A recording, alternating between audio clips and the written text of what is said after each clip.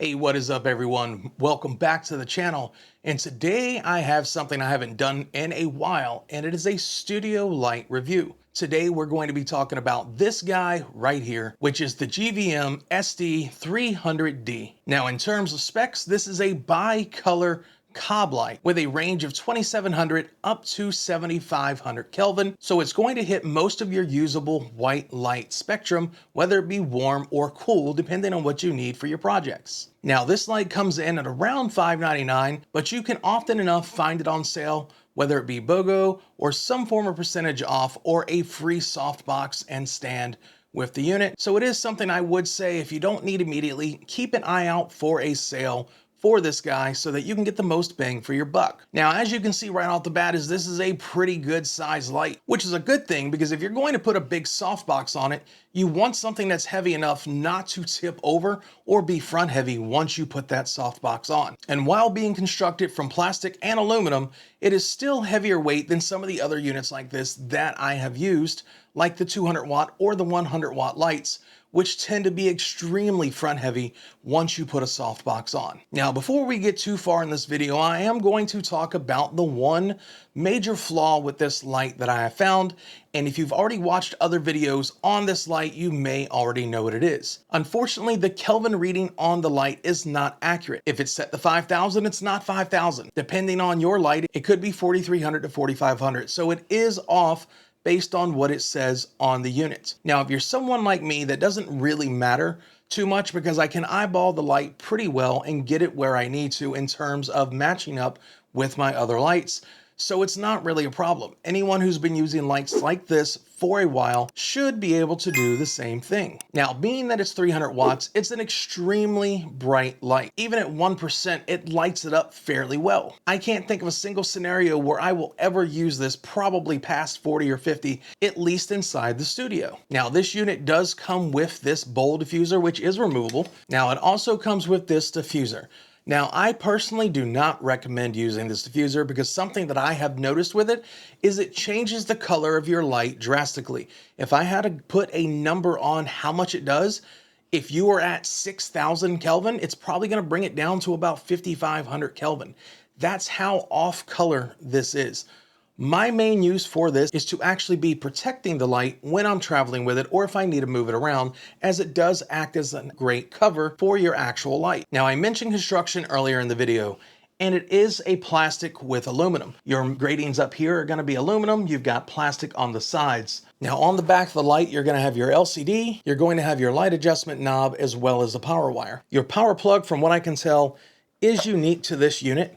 It's not one that I've actually used before with any of my other lights. And it's got a little button on the top that you press once it's locked to pull off. And then when you slide it on there, it just locks in place. Now, to give you just a quick idea of how bright this light is, I'm going to flip it around and shine it behind me. And I'm going to leave every light that is currently on in my studio for this video because it is already fairly bright in here with the way I have my lights set up for today's video. And we're only going to have this at 1%. So I'm going to flip it around and cut it on. And that's what we're getting at 1% in this studio.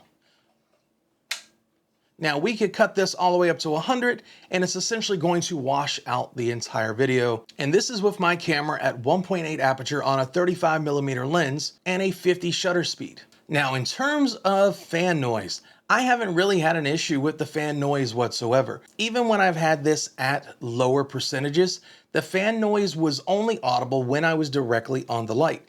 Generally with the microphones that I use, either the Rode Wireless Go or my microphone at my desk, I'm far enough away to where the fan noise on this is not going to be an issue. I've also not had any issues with this unit overheating.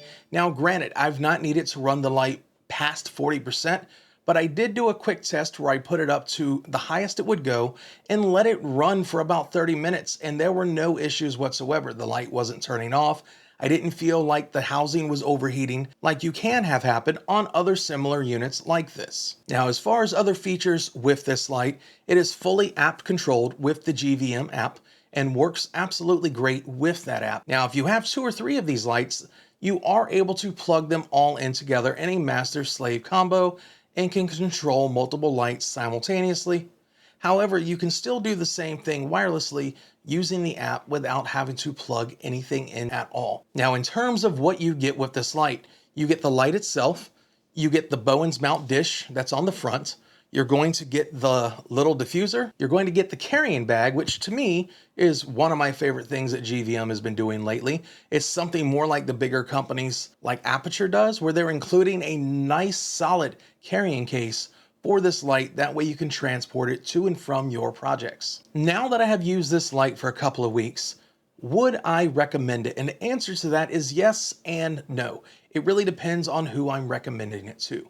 If you are a professional and you need spot on, accurate lighting every single time because you can't afford to mess up a client's shot because you're getting paid for it, unless you are 100% sure that you can manually match this light, I would not recommend it for that. Now, as far as who I would recommend this light for, if you're someone like me who is using it in a more intermediate setting, you're trying to light a set like this, you're doing maybe product photography, YouTube videos, talking head videos. You're not out there doing this with paid gigs. I would absolutely recommend this as a great starter option at around that 300 watt power if you need something this high powered. Between camera settings, eyeballing the light, and a good gray card, you can absolutely balance this light the way you need to. I personally will be using this quite often moving forward in most of my day-to-day videos as well as my product photography. Now that's gonna wrap this video up. If you guys have any questions at all about this light or anything else, please post down in the comments section below. I'm gonna leave a B&H link to this light down in the description for anyone who wants to check it out. And if you found this video helpful, please hit that like button as it helps the video and the channel greatly. If you wanna see more videos like this, please don't forget to hit that subscribe button as well as that notification icon. That way you get alerts anytime I put out a new video. And with that being said, until next time.